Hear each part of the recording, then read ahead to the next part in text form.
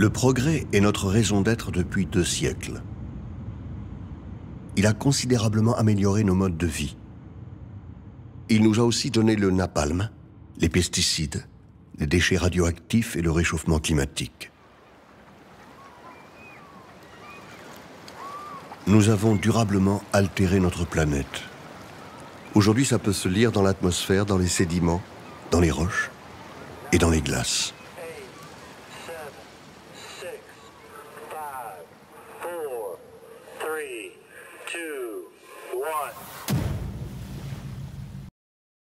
Bonjour à tous. Dans un premier temps, je trouvais intéressant, enfin nous trouvions intéressant avec Jean-Robert peut-être qu'il puisse réagir à cette carte mentale sur laquelle vous avez travaillé, voir un peu ce que tu en penses, que ça t'évoque et la façon dont tu la trouves pertinente. D'abord, vous m'entendez, oui. Bravo, c'est super ce que vous avez retenu et présenté, résumé ici. Et merci pour le travail que vous avez fait. Je suis donc très honoré que vous ayez pris le temps de travailler sur ce film. C'est chouette de voir comme ça des suites à un film sur lequel moi j'ai travaillé pendant des années et sur lequel avant les chercheurs Christophe Bonneuil et Jean-Baptiste Fressoz, quand ils ont publié, avant la publication de leur livre, ont travaillé aussi pendant des années. Donc c'est des années et des années et des années de travail qui se poursuivent.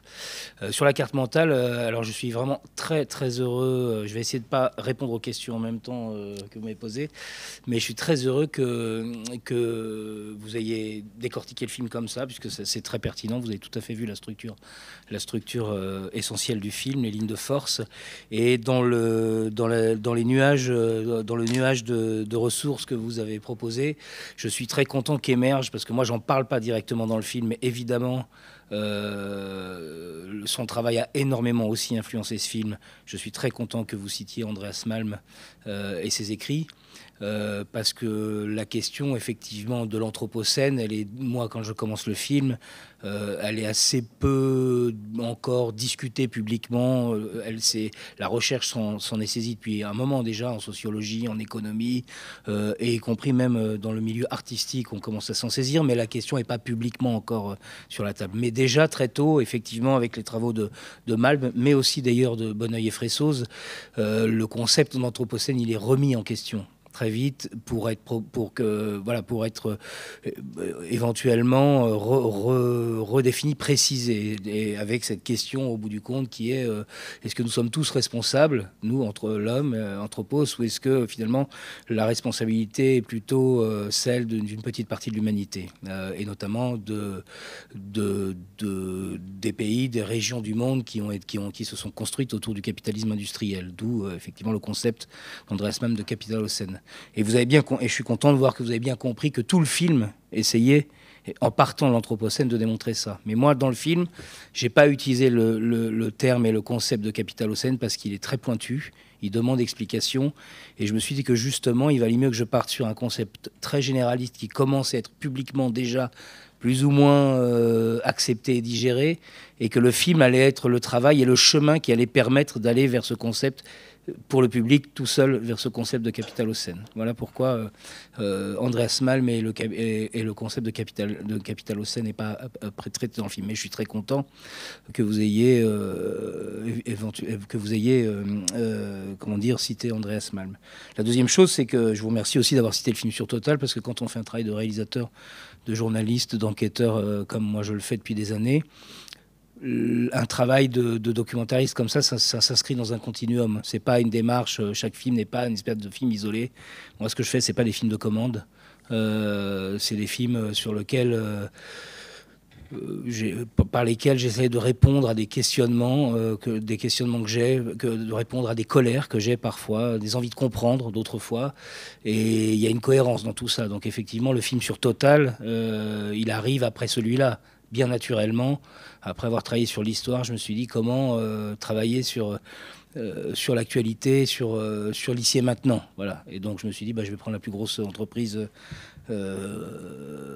franco-internationale d'énergie fossile et je vais faire un travail dessus, d'enquête dessus, pour essayer de comprendre ce qu'ils ont à nous dire et ce que ça nous dit de l'époque. Voilà. Donc en tout cas, bravo pour ce travail, c'est un superbe résumé, et après on peut peut-être passer aux réponses aux questions que vous posez. Donc je vais reformuler les questions qui ont été élaborées par les étudiants donc à l'issue de ces 4 ateliers de réflexion. Il y a une question liée à la temporalité, une à l'approche et la troisième sur le titre. Donc la première question, c'est effectivement sur la temporalité. Pourquoi est-ce que le documentaire commence à la fin du 19e et pourquoi il s'arrête dans les années 80 ? Sous-entendu, pourquoi si tôt ? Alors, vous m'autorisez à inverser l'ordre des questions. Absolument. Pour raccorder avec ce que je viens de dire, pour pas trop qu'on se répète et qu'on perde pas de temps. Donc, je préférerais qu'on commence par la question effectivement sur le titre, puisque ça se lie à ce qu'on disait sur le Anthropocène et Capitalocène. Alors, la question était effectivement pourquoi ce titre, l'homme a mangé la terre, pourquoi l'homme et pas les humains ou l'humanité ou même les capitalistes ont mangé la terre, par exemple. Voilà, donc ça c'est une discussion qu'on a eue avec Christophe Bonnet et Jean-Baptiste Fressoz à la fin du montage. Un titre, on trouve toujours le titre d'un film à la fin du montage, et un titre a plusieurs fonctions. Il a effectivement une fonction, entre guillemets, pardonnez le terme, mais il est violent et je l'utilise volontairement, marketing. Comment vous allez ramener devant un film des gens qui vont accepter un soir devant leur télévision ou en replay quelque part de se frapper un film qui dure 100 minutes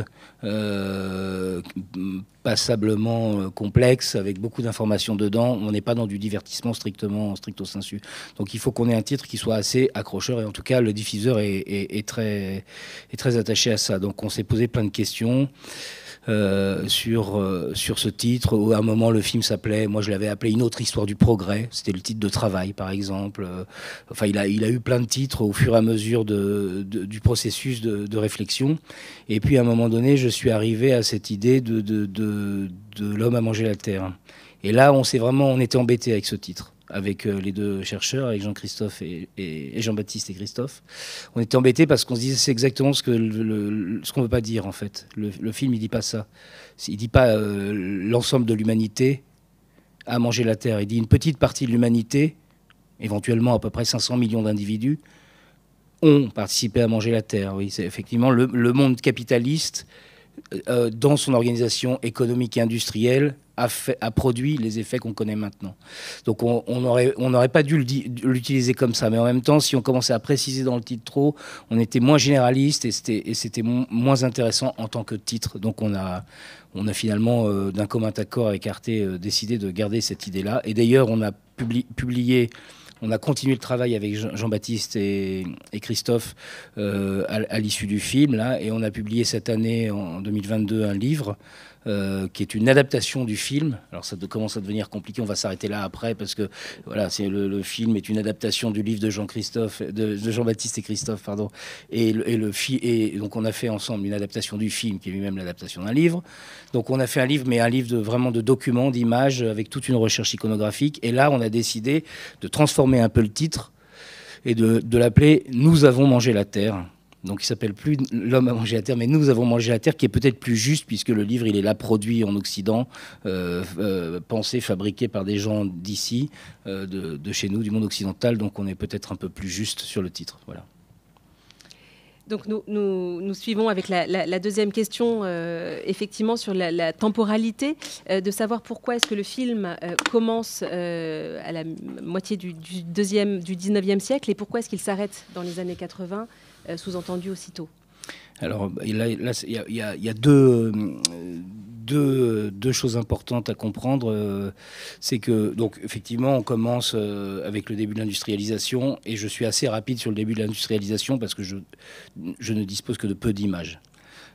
Donc ça, c'est la première chose. C'est comment on raconte une histoire du 19e siècle, du début du 19e siècle, milieu du 19e, avec des gravures, des images qu'on peut mettre d'aujourd'hui. Là, par exemple, quand je raconte les forêts, voilà, je vais utiliser des images tournées de forêts tournées aujourd'hui. Mais bon, Ça, on peut pas le faire tout le long, ça peut pas durer très longtemps, parce qu'un film, c'est aussi une narration. C'est une narration, un film comme celui-là, c'est une narration linéaire. On n'est pas dans autre chose. On n'est pas dans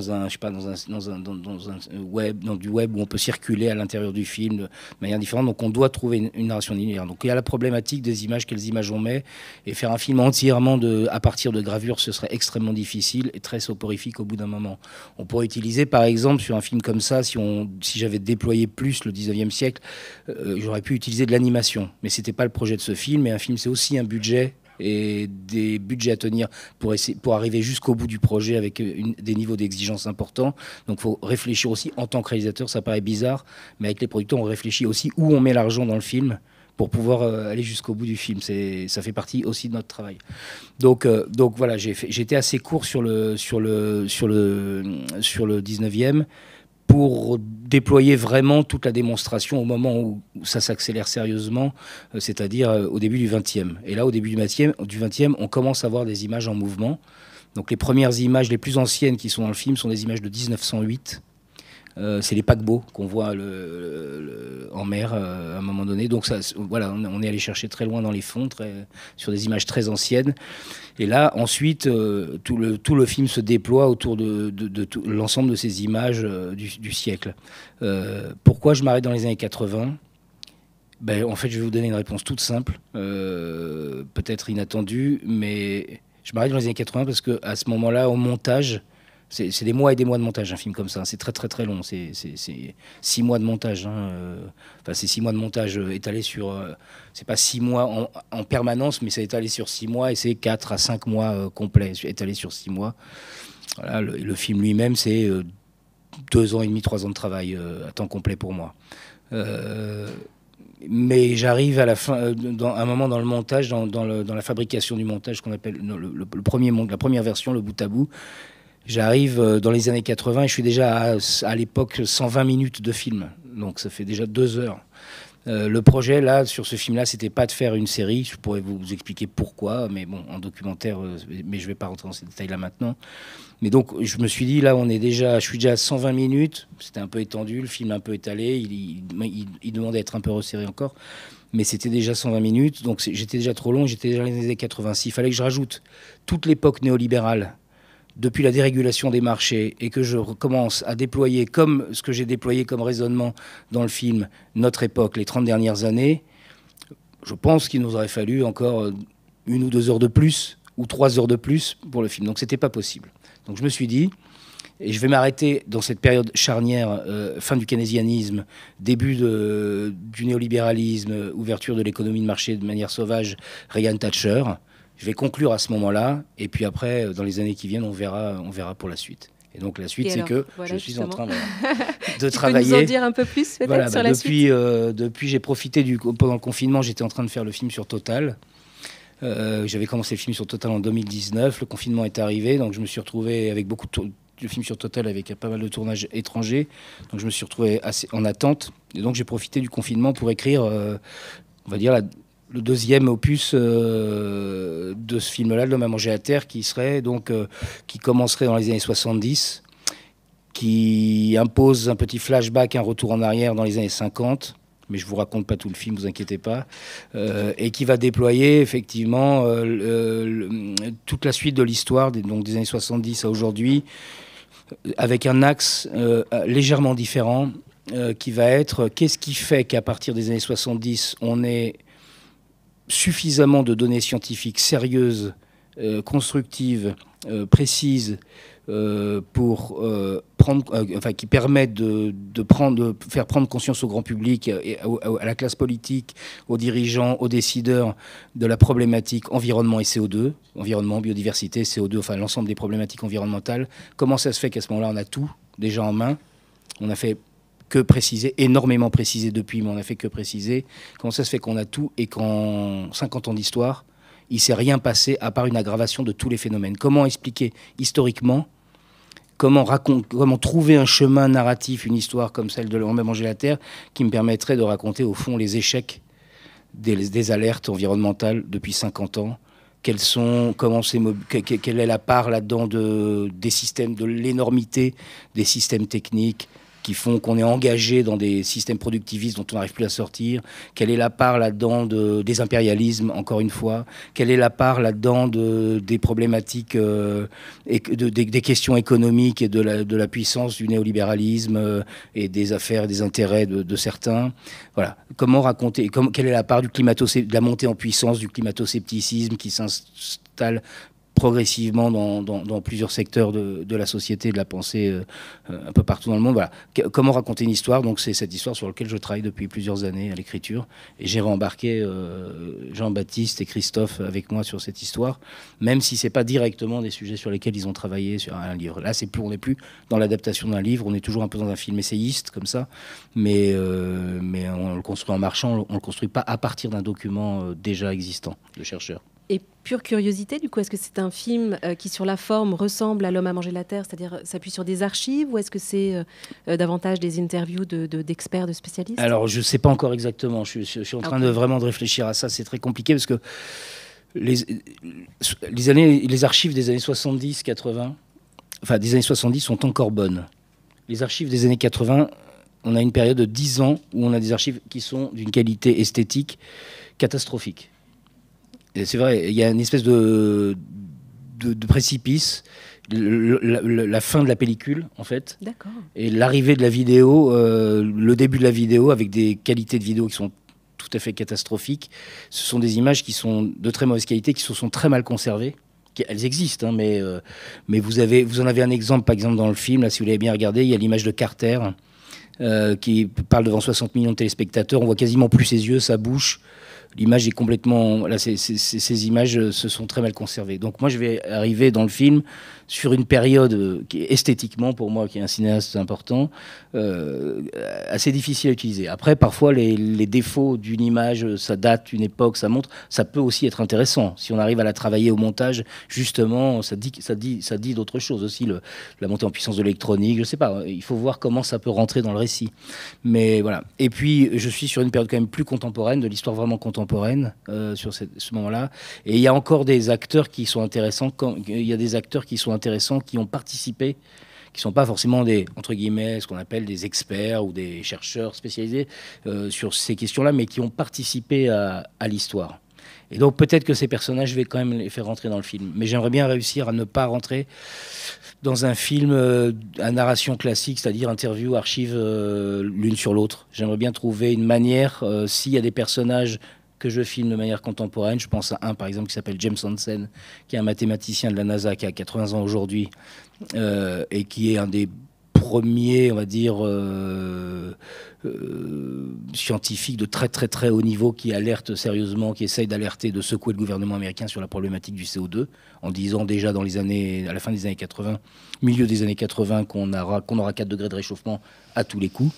Voilà, donc il y a un type qui a énormément travaillé et participé à faire prendre conscience à l'ensemble de l'humanité de la problématique du CO2. Voilà, lui, il est encore vivant. C'est vraiment un acteur à ce moment-là. Il subit les pressions du climato-scepticisme, des obstructions, des moments où on est dans des moments de l'histoire où on est tout près de réussir à avoir des accords internationaux très tôt qui permettraient de réguler le CO2, etc. Et il voit les échecs, tout ça. Donc il est vraiment aux premières loges de... Donc ça, c'est quand même un personnage il est là encore, il est vivant, il peut raconter, qui est assez intéressant. Donc mais un film, ça se construit en marchant, donc je ne sais pas exactement encore comment je vais utiliser tout ça. C'est un peu la question que je dois me poser maintenant. La troisième question qui était posée par les étudiants, c'était voilà, dans l'idée aussi de comparer ton film à d'autres films documentaires de type Demain, qui ont cette dimension d'ouverture à l'avenir, de proposer des solutions locales. Ils se demandaient pourquoi avoir choisi donc de retracer cette histoire passée, pourquoi avoir choisi ce ton et quelle était l'intention du projet. Alors, c'est une question très politique, très intéressante. Et c'est aussi une question de savoir-faire. Moi, je suis un réalisateur, on va dire, qui est capable de produire de la critique surtout.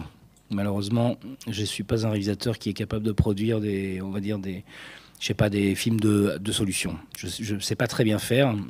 Peut-être que j'aime bien la pensée critique, trop la pensée critique. Et ce qui m'intéresse, c'est quand même le plus, c'est d'essayer de produire des objets filmiques qui, si possible, fassent référence pendant un certain temps, pendant un temps long, si possible.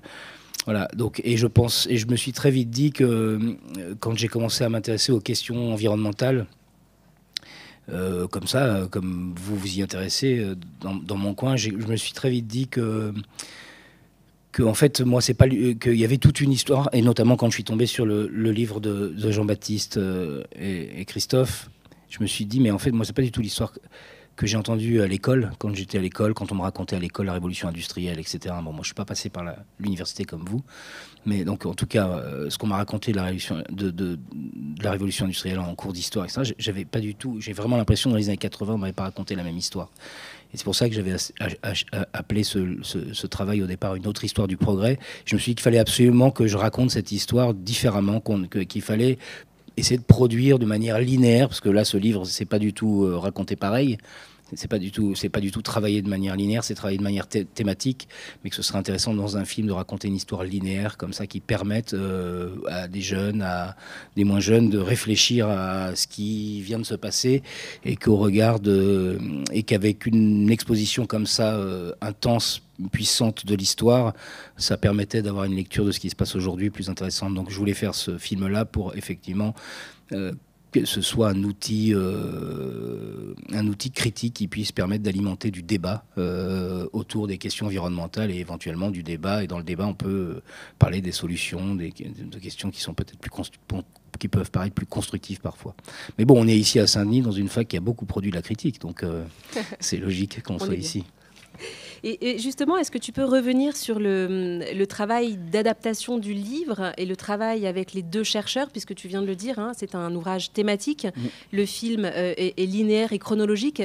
Comment s'est fait ce travail, ces choix des dates clés voilà, est-ce que tu peux développer un peu? Alors, le travail d'écriture sur un truc comme ça, c'est assez long parce que ce genre de livre, souvent, quand on se dit, tiens, j'aimerais bien essayer d'adapter ça en documentaire, on se dit c'est impossible de le faire bien en fait, parce que c'est tellement riche, c'est tellement fort comme pensée, c'est tellement de travail, c'est tellement de contenu. Un livre, un film comme le mien, ça se regarde en 1h30. Un livre comme ça, il faut plusieurs jours ou plusieurs semaines parfois pour le lire. Donc c'est effectivement pas du tout le même document et on peut pas amener la même quantité d'informations dans un film que dans un livre. Donc, mais dans un film, il y a bien d'autres mécanismes à l'œuvre. Il y a bien d'autres mécanismes. Je sais pas, il y a quelque chose qui se passe là-bas. Les écrans parlent. Ouais. Il y a bien d'autres mécanismes à l'œuvre. Il y a bien d'autres dans un film où il y a d'autres sensations. Ça réveille d'autres sensations qu'on n'a pas dans les. Ouais, pardonnez-moi. Hop, voilà, merci. Donc le travail d'écriture, j'ai fait d'abord, j'ai lu plusieurs fois le livre et la première comment dire, méthode de travail, ça a été d'extraire du livre toutes les parties qui me parlaient vraiment fortement, de les prendre en note, de faire des fiches et de les remettre, de les sortir de la dimension thématique du livre, de la manière dont il est écrit, et de les remettre dans un ordre chronologique. Donc c'est un travail très, très, très, très laborieux, parce que c'est très difficile en fait de bien s'y retrouver. Mais vraiment, c'est un travail méthodique, voilà, de sélection de parties du livre, de les remettre dans un ordre chronologique, et puis ensuite de réussir, à partir de ça, de reconstruire une histoire. Et la deuxième manière dont j'ai travaillé, c'est que dans le film, moi j'aime bien travailler parfois sur des personnages. Pas pour montrer du doigt un personnage en particulier, pas pour dire que Rockefeller c'est le seul et c'est à cause de lui, que tout est advenu à cause de lui, mais parce que j'ai besoin à un moment donné, c'est intéressant dans un film d'incarner des histoires, des concepts, par des personnages qui ont participé à l'histoire. Et donc c'est vrai que moi, et ensuite j'ai fait tout un travail dans l'écriture du film pour ramener des personnages et développer les personnages qui pouvaient être éventuellement cités dans le livre ou pas, d'ailleurs, mais pour ramener des personnages et pour épaissir la sélection que j'avais faite dans le livre à partir des histoires plus singulières des personnages, développer Sloane par exemple dans l'histoire des tramways américains, développer Haber avec les gaz de la Première Guerre mondiale, etc. Donc voilà, après j'ai fait un travail de recherche et ensuite on a de multiples sur le texte de départ, de multiples allers-retours avec Jean-Baptiste et Christophe. Et ensuite, dans la période d'écriture, on a fait une deuxième chose qui se fait assez rarement. On a réussi à financer un grand nombre de semaines de travail d'une documentaliste qui a fait un travail gigantesque sur ce film, donc qui s'appelle Emmanuelle Yacoubi, et qui a fait une recherche avant réalisation, ce qui se fait rarement, d'archives. Parce qu'en fait, il y a plein de choses dont Jean-Baptiste et Christophe parlaient dans leur livre, qu'ils étaient, sur lesquels ils s'étaient documentés de plein de manières, comme se documentent des historiens en allant chercher des documents dans des fonds, dans des bibliothèques, etc., mais dont ils n'avaient même jamais vu d'image. Et donc nous, on a fait un travail énorme de recherche d'images fixes, essentiellement, en mouvement, d'images filmées, et on a fait un espèce d'énorme tableau Excel avec des centaines de liens de ces images avec des accès dans des fonds parfaitement originaux, enfin des trucs vraiment dans tous les sens du terme, où on pouvait aller partout, dans des sombres fonds américains complètement inconnus, dans des fonds universitaires bien sûr, dans des fonds plus classiques du type Pathé Gaumont, INA, les fonds cinéma ou les fonds audiovisuels, etc. Mais ça c'est classique, c'est rien. Mais nous on est vraiment allé chercher partout jusqu'à tomber parfois sur des pépites comme par exemple cette comédie musicale, je ne sais pas si vous l'avez noté, il y a un petit extrait dans le film de Dupont de Nemours sur le plastique. Voilà, qui est ça, un document par exemple qui n'a sans doute jamais été utilisé depuis qu'il a été filmé avant. Donc là que la documentaliste a sorti du chapeau, tombé sur cette pépite. Et ça, toutes ces images-là filmées avec les deux historiens, on les a regardées ensemble, on les a revues et on a retravaillé l'écriture du film, donc en plusieurs couches comme ça d'écriture, à partir des images qu'on avait trouvées. Donc la recherche d'images a alimenté également l'écriture du film. Donc c'est une écriture qui se passe sur... ça s'étale, je sais pas, sur presque une année d'écriture. Ces films-là ces films d'histoire demandent évidemment à être très très écrits. Et est-ce que tu peux revenir justement sur le point de départ de ce travail? Est-ce que c'est la découverte de ce livre qui à un moment t'arrête et te dit il faut faire un film documentaire? Enfin, ça arrive à quel moment dans toi, ta vie de réalisateur, de citoyen? Eh bien, ça arrive au moment où, un peu comme grand nombre d'entre nous, je me réveille sur les questions, et déjà un peu tard, sur les questions écologiques, en me disant, mais en fait, on comprend, effectivement, la problématique environnement et climat est très importante. On la regarde pas d'assez près. Et moi, j'ai un travail qui est depuis le début de mon travail de documentariste qui questionne le capitalisme, les années en fait dans lesquelles j'ai grandi, les années capitalisme des années 80 aujourd'hui. Et donc tout mon travail sur le monde d'avant déjà questionne le capitalisme. Et là, je me dis, mais je peux plus en tant que réalisateur, je ne peux pas continuer mon travail de réalisateur si je ne vais pas regarder du côté de l'environnement. Ce serait pas sérieux de ma part de pas aller regarder du côté de l'environnement. Donc, et je tombe à ce moment-là un peu sur je tombe à ce moment-là sur les premiers textes que je lis de Bruno Latour, de Descola, et puis après de ce livre-là. Et ce livre-là est le déclencheur. Donc, je m'intéresse déjà à ces questions-là, en me disant comment aborder pour moi, avec mon savoir-faire à moi, comment aborder la question environnementale, comment je pourrais le faire. Bon, je suis pas particulièrement spécialiste des films d'histoire ou d'archives. J'ai fait avant ça pas de films d'archives. J'ai utilisé un peu d'archives dans mes films, mais je n'ai pas été un réalisateur de films d'archives. Et quand je tombe sur ce livre, je me dis voilà, c'est ça. Ça, ce livre, peut-être je peux réussir à essayer d'en faire une adaptation. C'est peut-être possible. Et je me dis je vais essayer de voir si on peut raconter cette histoire. Et c'est là que je commence à mettre en ordre. Remettre en ordre chronologique les histoires qui racontent dans ce livre qui m'intéresse. Voilà comment le processus. Est-ce que certains d'entre vous auraient des questions éventuellement? Qu'on puisse échanger. Alors, Goran. C'est intéressant de savoir par la suite, parce que le capitalisme a changé de forme. On n'a plus ces États impériaux qui sont méchants, qui viennent imposer. Ça devenait beaucoup plus chouette, intelligent, et s'inscrit dans ce qu'on appelle la guerre cognitive. On va trouver une équipe des Australiens qui vont aller refaire le système cartographique au Vietnam, etc. Dans cette perspective, je me demande, on produit une connaissance face à une demande. Est-ce qu'il n'y a pas un risque, là, comme vous dites, là, effectivement, c'est quelque chose qui est très c'est à la mode.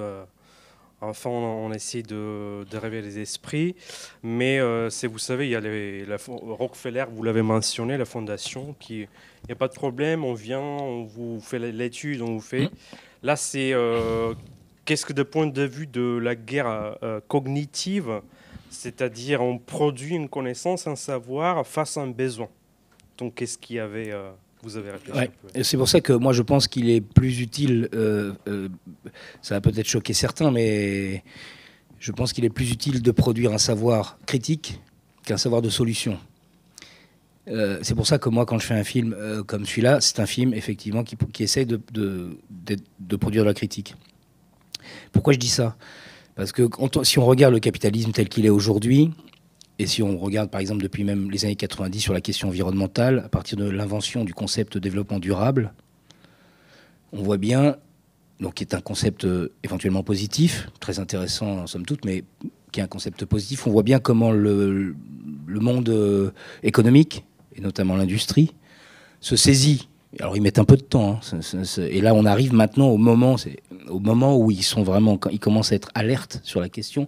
Mais on voit comment toute l'industrie et toute l'économie productiviste se mobilisent pour récupérer le concept de développement durable et essayer sur la question du développement durable de faire des affaires et de continuer finalement à faire comme on a toujours fait.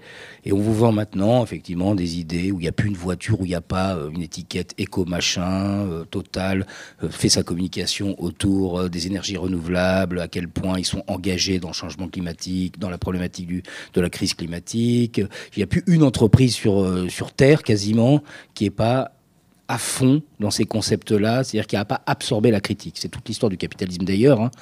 C'est cette capacité qu'a le capitalisme d'absorber la critique, de la faire sienne, de la soi-disant prendre en compte pour essayer au fond, de continuer à produire les ressources, continuer le développement continu et qu'appelle le capitalisme dans sa génétique. Voilà. Donc c'est vrai que c'est pour ça que moi je pense que dans cette période-là maintenant, il faut continuer, et c'est jamais été aussi important et aussi urgent à produire du savoir, de la critique, de la connaissance sur les problématiques qui nous entourent. Et il faut produire de la connaissance sans doute historique, ça c'est possible, en la racontant, mais il faut produire de la connaissance, il faut produire en tout cas de la critique sur l'actualité brute pure. Et c'est plus difficile au sens où, enfin plus difficile, je m'explique, c'est plus difficile au sens où on n'a pas de recul. Là, par exemple, s'intéresser aux grandes entreprises qui sont sans doute aux très grandes entreprises mondialisées, aux multinationales, qui sont des puissances extra-étatiques, qui sont des puissances qui ont des capacités de rayonner dans le monde entier, qui ont des capacités d'agir dans le monde entier et qui s'inscrivent dans des législations extrêmement différenciées partout dans le monde. Donc ils sont capables, au fond, de faire tout légalement, ce qu'elles ne peuvent pas faire légalement dans un pays. Une multinationale peut le faire légalement dans un autre pays. Et par les systèmes de la filialisation des entreprises, etc., une multinationale est capable, au fond, de faire tous les gestes possible et imaginable sur l'exploitation par exemple de la nature et des ressources. Tout dépend de la législation par laquelle elle passe. Elle passera par la législation qui l'intéresse. Une boîte comme Total, pour vous donner une idée, qui n'est pas la plus grosse boîte mais du monde, mais qui est une assez grosse boîte, c'est 1000 entreprises dans 130 pays du monde, donc dans 130 législations, dont environ 120 à 150 entreprises dans des paradis fiscaux, dans des paradis juridiques, qui peuvent être des entreprises filialisées. Donc on comprend bien que si on est bien organisé, ces boîtes-là sont capables. Donc si on arrête de produire de la critique, Bien sûr que la critique peut toujours être récupérée. Mais ce qu'il faut, c'est toujours avoir un coup d'avance et il faut jamais en fait arrêter de produire de la critique. Parce que si on arrête de produire de la critique, c'est là effectivement que la production cognitive elle devient dangereuse. Parce que si on arrête de la produire, cette critique, la critique va finalement être absorbée par les forces du capitalisme et par les intérêts privés. Et elle va être utilisée au fond contre elle-même assez rapidement, assez facilement. Et s'il n'y a pas de nouveau de la critique qui est produite, il faut que la machine ne s'arrête jamais, au fond, comme le capitalisme d'ailleurs, qui ne s'arrête jamais. Et justement, par rapport à cette période troublée là, qu'on traverse en France, on parlait tout à l'heure de ton précédent film, un de tes précédents films étudiants, L'avenir à crédit, d'ailleurs qu'on peut voir, je pense, sur Arte Campus. Il y a également cette trilogie absolument passionnante, La mise à mort du travail. Toi, tu aurais un conseil à donner à cette assemblée de jeunes gens par rapport à cette période actuelle là qu'on traverse, au regard de toutes tes recherches, tes enquêtes, la façon que tu as de t'exprimer? Alors, je ne sais pas si j'ai des conseils à donner. Hein. C'est difficile de donner des conseils, mais non, moi je pense que voilà, il faut, on doit, il faut vivre, exister, c'est penser le monde dans lequel on est. Moi, mon travail de documentariste, c'est ça. En fait, je me suis dit, au fond, qu'il n'y avait pas un lieu plus intéressant pour moi, avec ce que j'étais capable de manier comme langage. Mais c'est vrai pour un prof d'université, j'imagine. Ça peut être vrai dans plein d'autres métiers. Vivre, c'est continuer à penser le monde. C'est pas s'endormir et c'est pas accepter le monde tel qu'il est. Ça veut pas forcément dire vivre, c'est être en colère en permanence, mal dans sa peau, malheureux, éco-déprimé, etc., etc. Parce que je comprends bien pour la génération d'aujourd'hui, les problématiques sont immenses. Mais en fait, il y a une possibilité, au fond, de grand soir, juste par le fait de vivre dans un monde qui est troublé. Parce que quand un monde est troublé comme celui dans lequel on vit en ce moment, quand on a, on se pose des questions, on se pose tous des questions, on est tous ahuris par exemple, à l'échelle internationale, c'est totalement vrai en France, mais c'est vrai beaucoup plus largement, sur le peu de prise en compte de la problématique environnementale d'aujourd'hui qui est urgente, qui est immense, qui est absolument intéressante, quand on voit le peu de prise en compte, à quel point cette question est au fond une question secondaire. On se dit qu'on peut encore vivre des grands soirs, c'est-à-dire qu'il y a des possibilités de révolution, il y a des possibilités de réinventer le monde, il y a des possibilités de penser le monde différemment, il y a des possibilités de création, en fait. De création. Et c'est, je dirais, le seul conseil que j'ai à donner, c'est un conseil un peu théorique comme ça, c'est de se dire que la vie, elle doit s'inscrire, nos vies à nous, à tous, jeunes, moins jeunes, elle doit s'inscrire en permanence dans un désir de création. Et un désir de création, ça va être par la pensée, par les actes, ça peut être plein de choses. Ça peut être partir s'installer à la campagne, élever des chèvres et faire du fromage, ça peut être faire des films, ça peut être écrire des livres, ça peut être produire de l'art, ça peut être s'inscrire dans une entreprise et être un contre-pouvoir dans une entreprise en essayant de faire bouger les lignes, tout en étant même participant à un système qu'on ne cautionne pas. Ça peut être plein de choses en fait. Donc toute la question, c'est la créativité, c'est ce qu'on met de soi-même, c'est la mise à l'épreuve de soi, là où on est, pour ne pas se sentir comme un espèce d'agent endormi.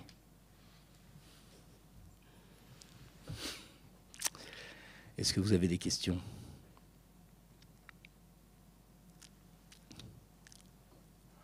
Oui. Tiens, on fait circuler le micro. Ouais.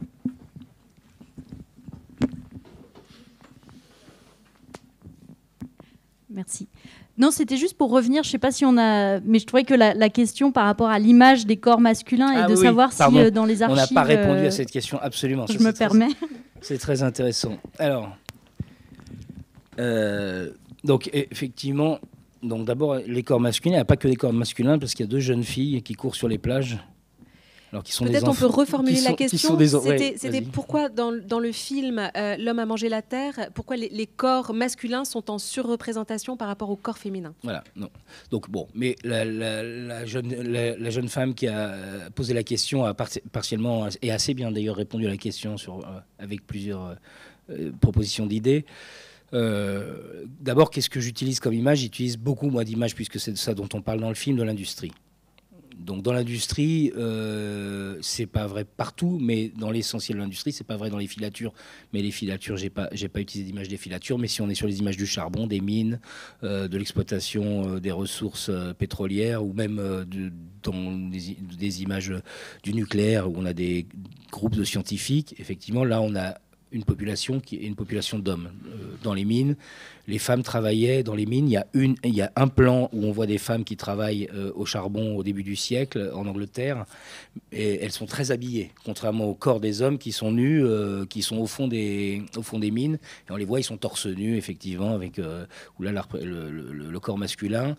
Il faut s'imaginer comment c'est filmé et pourquoi c'est filmé. Les images qui sont filmées très tôt, elles sont filmées pas avec les mêmes caméras qu'on utilise aujourd'hui. Donc elles sont partiellement mises en scène, les images de l'actualité d'une époque, parce que les caméras, tout simplement, elles n'ont pas de batterie, il faut les remonter, il faut préparer.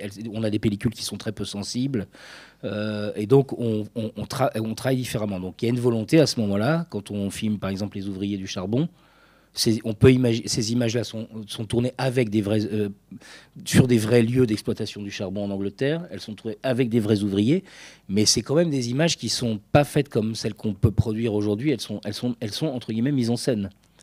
C'est-à-dire que ça tourne, on ne fait pas un clap à l'époque parce que ce ne sont pas des images sonores, mais la pellicule, il faut éclairer s'il n'y a pas assez de lumière parce que les pellicules sinon ne sont pas capables, sont pas assez sensibles pour tourner sans lumière. Donc ce n'est pas des images qui sont tournées comme ça sur le vif de manière complètement naturelle. Et effectivement, il faut se rendre compte qu'à l'époque, ce qui est filmé au travail, dans l'idée de montrer le travail, c'est surtout des hommes. Voilà. Donc c'est ce dont on dispose dans les archives, et moi, effectivement, c'est ce que je vais utiliser, puisque c'est les images qui existent, c'est celles qui existent, et d'ailleurs, c'est intéressant que ça questionne la représentation. Les femmes, à ce moment-là, sont dans l'industrie à des postes qui sont sans doute moins filmés, mais elles sont déjà moins nombreuses dans l'industrie, elles sont dans les foyers, elles sont dans les champs ou dans les jardins ouvriers, parce qu'il faut bien que quelqu'un s'occupe des jardins, parce que tous ces gens qui travaillent dans les mines ont très peu de ressources.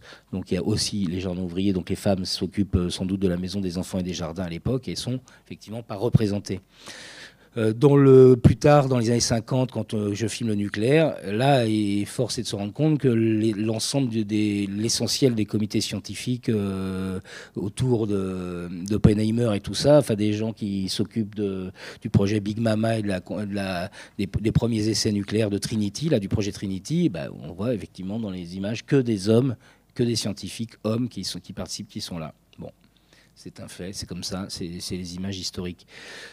J'étais hyper content, quand on a travaillé sur ce film, de sortir du chapeau à un moment, de rencontrer ce personnage historique fascinant, sur lequel on pourrait passer beaucoup, beaucoup plus de temps dans un film si on avait moins d'autres choses à dire, mais qui est Maria Telkes, la scientifique du MIT, une femme qui en 1948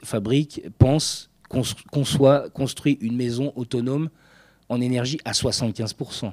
Il y a 70 ans. Donc effectivement, ça, j'étais super content de trouver ce personnage en me disant c'est formidable d'avoir une femme scientifique, parce qu'on sait aussi que dans la manière dont les femmes qui ont participé à la grande histoire, je connais mieux la question sur les femmes cinéastes, mais je pense que dans la science c'est pareil, on en a beaucoup moins parlé que des hommes, mais elles existent. Et voilà. Donc moi là, ce film, il est fabriqué donc avec des archives. Il raconte aussi la manière dont sont montrés si les corps. Effectivement, c'est essentiellement des corps d'hommes qui sont montrés et qu'on voit dans le travail. C'est comme ça que ces images ont été tournées à l'époque, et c'est ça qu'on montrait de la société, de la structure sociale. C'est ça qui a été montré. Donc on doit faire avec un film d'archive, avec ce qui existe. Ce qui est intéressant, c'est que tu disais tout à l'heure que c'est une question qui revient beaucoup de la part des jeunes gens. Dans les débats, dans tous les débats maintenant, cette question se pose, ouais. Strictement, systématiquement. C'est très intéressant d'ailleurs. Mais c'est effectivement dans tous les débats. J'étais dans un débat où j'étais pas la personne interviewée, mais je suis allé voir une avant-première d'un film qui était une adaptation en animation de textes de Murakami. donc un film qui est sorti au cinéma là ces jours-ci, et très vite dans le débat la question de la représentation aussi du genre s'est posée. Donc le cinéaste était un peu embêté en disant oui mais moi je m'appuie sur les textes de Murakami, donc j'ai fait une adaptation des textes de Murakami, c'est l'univers de Murakami qui est voilà. Donc bon, et voilà, mais c'est vrai que cette question maintenant est une question très prégnante qui est importante. Et il est important qu'on se la pose. On se la pose nous aussi, par exemple, en tant que réalisateur, quand on fait des films, on va dire, avec une écriture pas comme celle-là, mais avec une écriture plus classique, des interviews, mettons, le film sur Total, ou des interviews, des archives, ou des interviews et des séquences. On se pose maintenant vachement plus c'est vrai qu'on se pose vachement plus la question qu'il y a 10 ans, en se disant, bon alors là, je vais faire des interviews de plusieurs chercheurs. Et bien à un moment donné, où on serait allé naturellement vers les chercheurs sur lesquels on tombe en premier, entre guillemets, hein, je fais un peu rapide, mais sur les chercheurs un peu évidents comme ça qui sortent tout de suite en se disant bah, tiens, sur tel sujet, c'est lui, elle, lui. Et maintenant, on se pose la question et on va chercher, on se dit mais non, mais ce serait bien quand même que qu'on laisse la place, que c'est pas toujours facile d'arriver à une parité dans les interviewés et d'avoir 50% d'hommes et 50% de femmes, parce qu'on ne trouve pas forcément dans les disciplines tout le monde. Donc moi, je suis pas aussi radical que ça, mais par contre, maintenant, je fais vachement plus attention à ça en me disant tiens, ce serait pas mal sur cette question économique si j'allais chercher plutôt une chercheuse qu'un chercheur qui est plus invité dans les médias, qu'on connaît déjà, donc que j'ai déjà identifié, qui me viendrait comme ça assez facilement, quoi. Donc cette démarche, je pense que nous, du côté de ceux qui produisons maintenant des images, etc., cette question, elle est de plus en plus présente, de plus en plus prise en compte, et c'est entre autres sous l'influence aussi de ces questions sociales qui se posent partout maintenant en société, dans les débats, ce qui est bien naturel et ce qui est assez important quand même, que ça se passe maintenant. Ça aurait déjà dû se passer beaucoup plus tôt. Je ne sais pas, vous les profs, ça doit être pareil, non, pour les enseignants. Cette question doit se poser beaucoup. Oui. Surtout en cinéma, oui, bien sûr. Oui.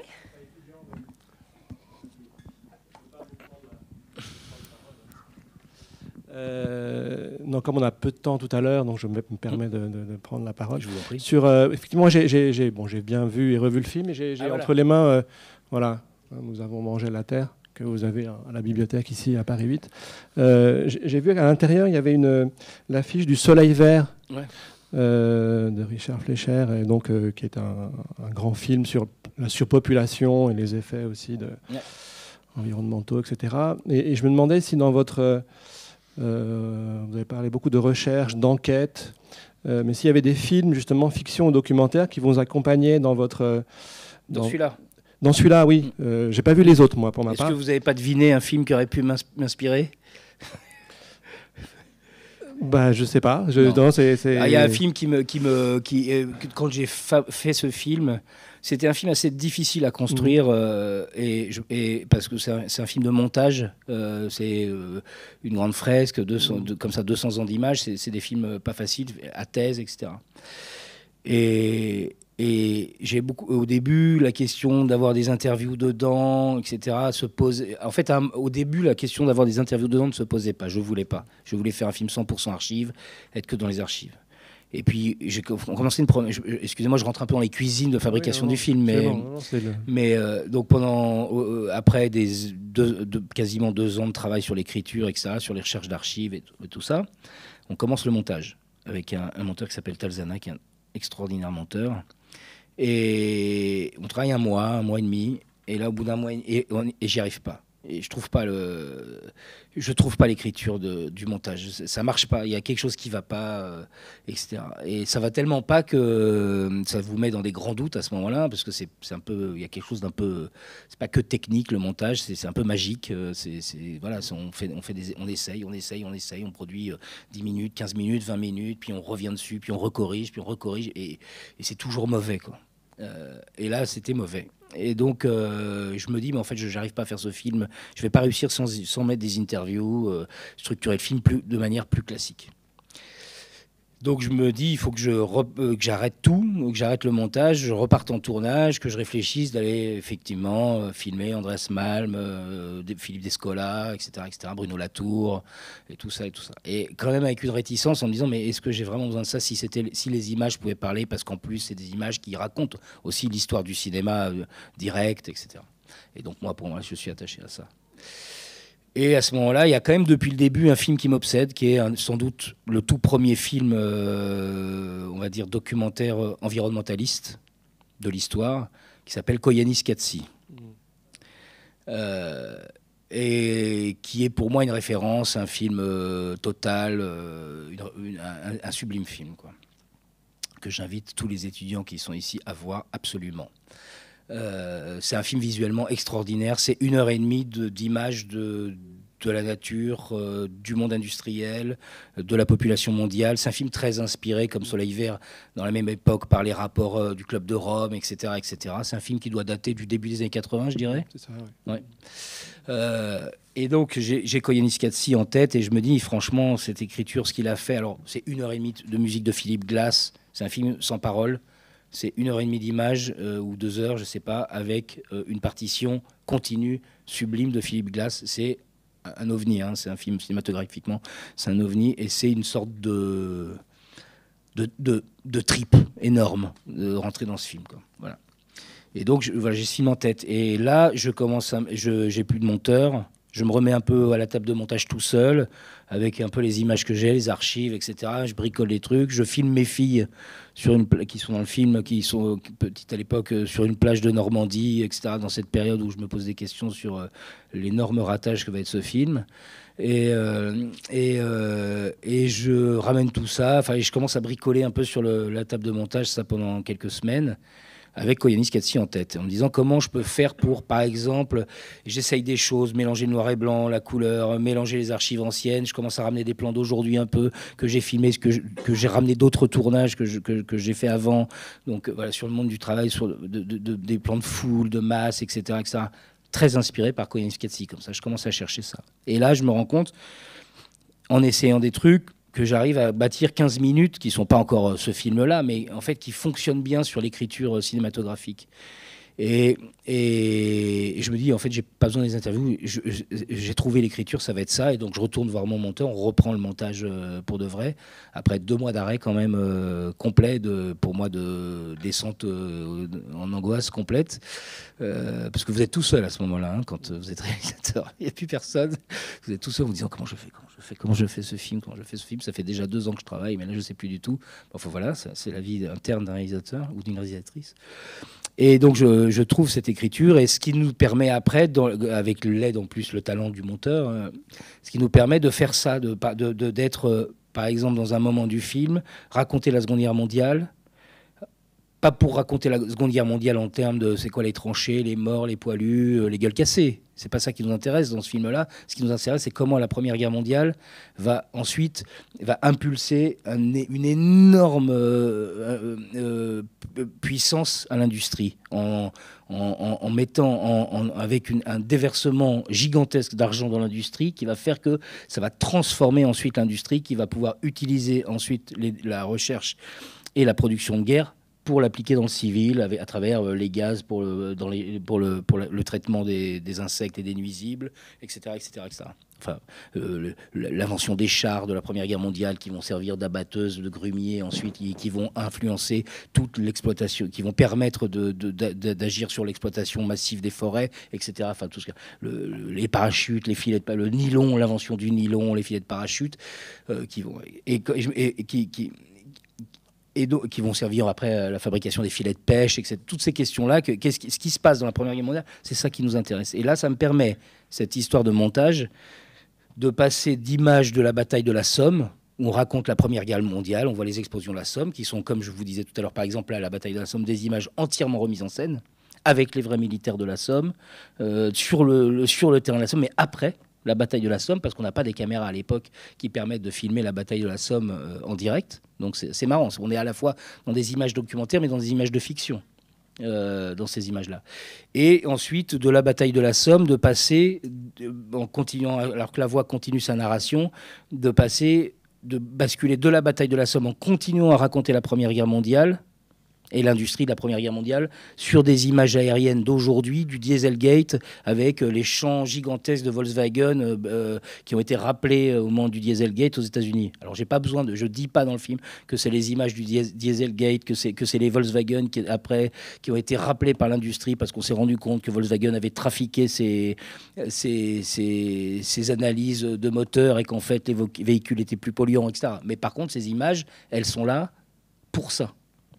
J'ai même pas besoin de le dire, c'est pas nécessaire de le dire, mais ces images, c'est pas des images de stock shot comme ça, elles ont une fonction sensorielle presque, voilà. Et ça, c'est Koyaanis Katsi, ça vient de l'influence de ce film-là, c'est que lui, il a réussi à faire un film d'images sensorielles qui nous passe de la nature à l'humanité, de l'homme comme une sorte de bactérie qui ronge la terre, voilà, vous voyez, et moi, j'ai essayé de retrouver ça de manière un peu différente, parce qu'il y a une voix off dans mon film, j'ai essayé de retrouver ça. C'est le film qui a inspiré radicalement mon travail sur ce film-là. Oui, qui lui-même doit s'inspirer du générique du Soleil Vert, je pense. Et c'est bien possible, ouais. Jean-Robert, un grand merci pour cet entretien. Nous arrivons à son terme. À présent, on vous propose de faire une courte pause d'une demi-heure et puis de nous retrouver pour la table ronde avec les enseignants. Voilà. Merci.